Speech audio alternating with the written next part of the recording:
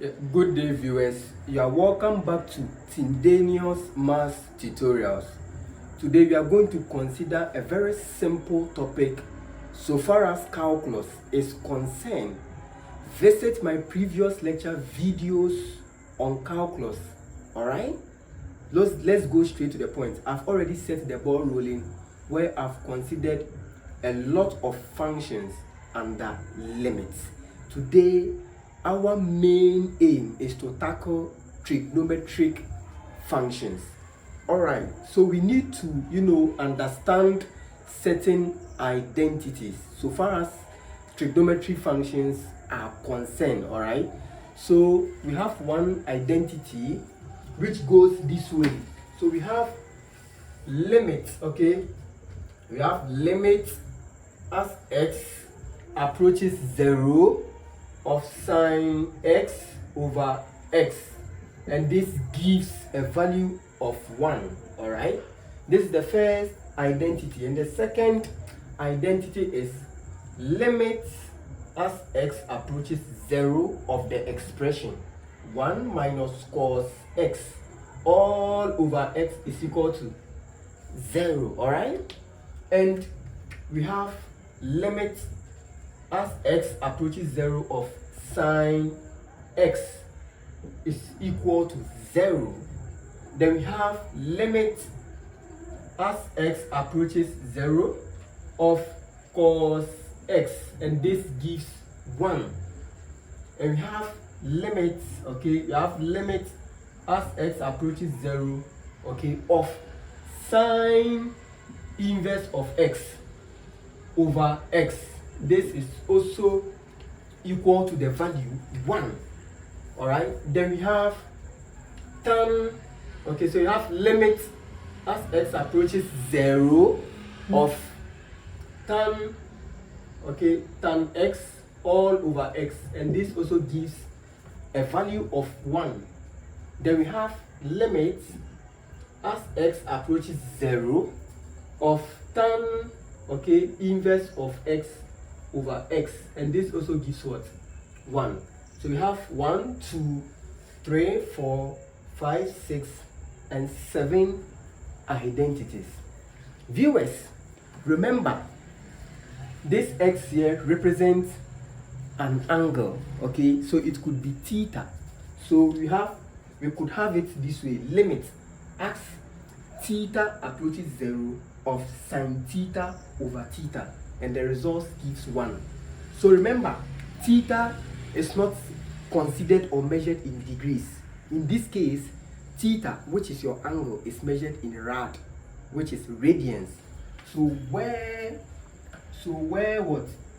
the value of x, okay, or theta, okay, is measured in radians, is measured in radians, this way, okay, or rad. So if you have your calculator, just punch shift, okay, so the shift plus the mode, and you go to number 4, you see rad this way, and that is it. Viewers, you can also prove these identities. How do you go about it? Viewers, what you do is, look, when you put 0 over here, all right, you have what? An indeterminate form. Is that also? Do you remember I taught you the L'Hopital's rule? The L'Hopital's rule states that when you have an indefinite form of a function, you differentiate the numerator part, then you differentiate the denominator part. Is that also? So you can even use L'Hopital's rule to work out for this. You will get 1. Viewers, when I insert 0 into this function, the denominator, when the denominator goes to 0, it renders the function indeterminate. For that matter, you will use L'Hopital's rule to work out for this, and the result gives 0. Is that also? For this, you just substitute 0 straight away into this, okay, and sine of 0 gives 0. Here too, when you substitute x is equal to 0 into cos this, cos 0 gives the value of 1. Is that also in that regard? So viewers, this is the end to this simple tutorials. All right, so in my next tutorials under limit of trigonometric functions, I will now apply all these identities into calculations. Viewers, I want you to understand this concept. Limit as x approaches 0. What it means is, okay, when you have your number line this way, 0 lies in the middle, right? So here you can approach 0 from your left hand side, and you can also approach the same 0 from your what? From your right hand side. Now we are looking for the closest value, okay, to 0. Is that also? So for that matter, let's say if I have 0 this way, numbers closest to 0, we can consider what? 0.99, 0.98, 0. We can consider what? 0. Let's say 94. You see, these values, they are closest to 0. Yeah, is that also from the positive side? Is that also? And you can also approach 0 from this side. So the negative values closest to 0, we have, let's say you can have negative 0.99, negative 0.98, negative 0.97, and what have you.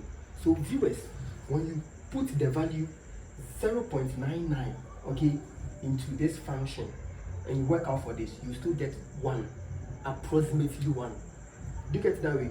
So here, when you put 0 straight away into this, when you use L'Hopital's rule to work out for this, you will get 1 straight away.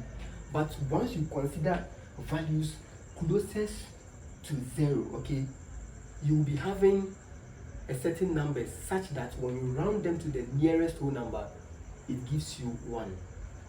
Are you okay with that? So you can use numbers closest to what? To 0. You put it into the function, you approximate it, you get the whole number we are talking about.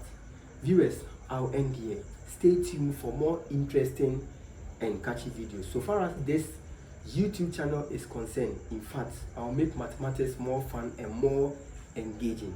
Bye.